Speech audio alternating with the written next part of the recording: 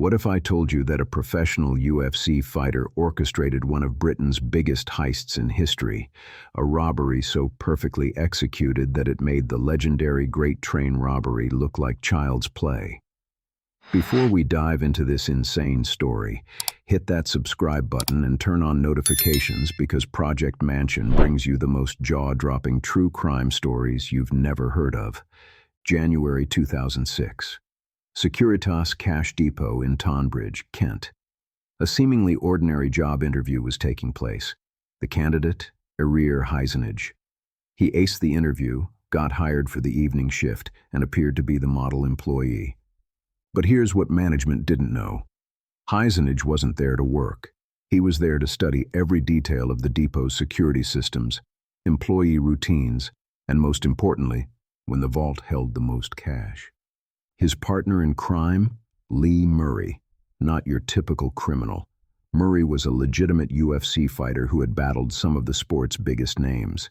But outside the octagon, he was planning something that would change British crime history forever.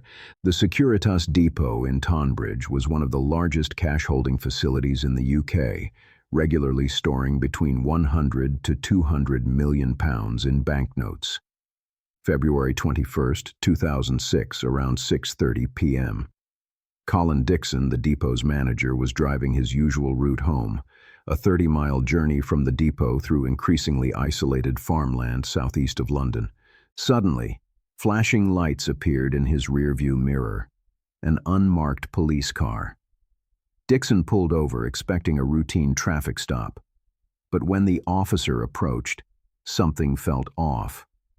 Within seconds, Dixon was handcuffed. The officer leaned in and said, "We are not policemen. Don't do anything silly, and you won't get hurt."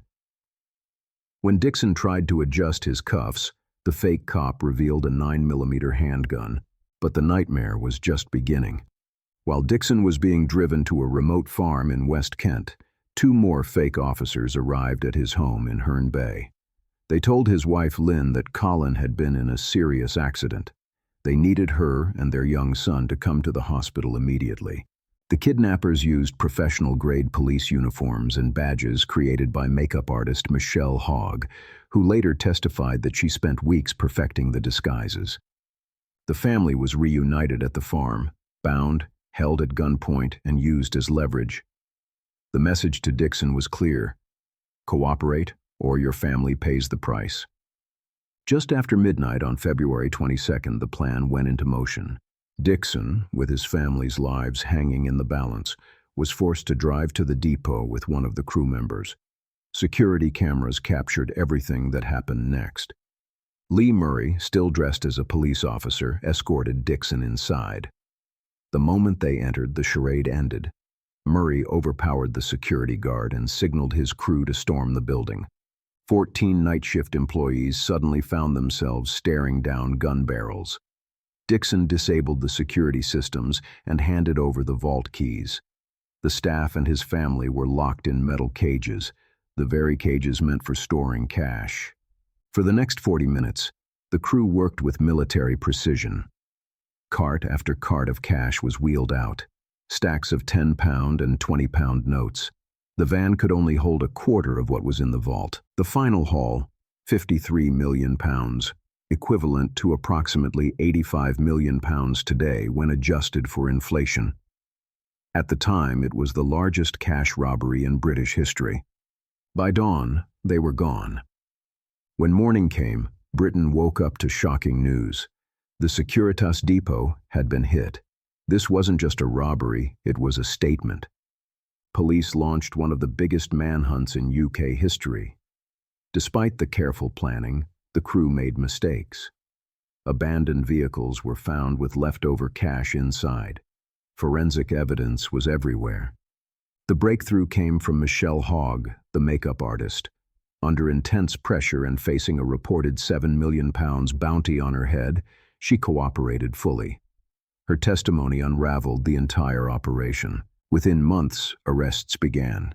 But the masterminds, Lee Murray and Paul Allen, had already fled, 6,000 miles away to Morocco. On June 25, 2006, Moroccan police used an unusually large force to arrest Murray at a shopping mall in Rabat. Over 100 officers were deployed for the operation. Here's the twist. Britain couldn't extradite Murray. Morocco charged him with drug possession, a crime they take extremely seriously. In June 2010, after 4 years of legal battles, a Moroccan court convicted him of the robbery. Lee Murray, the UFC fighter who traded the octagon for the underworld, is still sitting in a Moroccan prison cell today. Paul Allen was released after 6 years, but only paid back £420,000 of the £1.6 million he stole. To this day, over £45 million of the stolen cash has never been recovered. Most gang members never returned a penny. The Securitas Depot robbery remains one of the most audacious heists in history. A perfect storm of inside information, military precision, and ruthless execution. If you enjoyed this story, smash that subscribe button for Project Mansion and hit the bell icon. We bring you the most unbelievable true stories every week. Drop a comment below. Do you think Murray will ever see freedom again? Until next time, stay curious.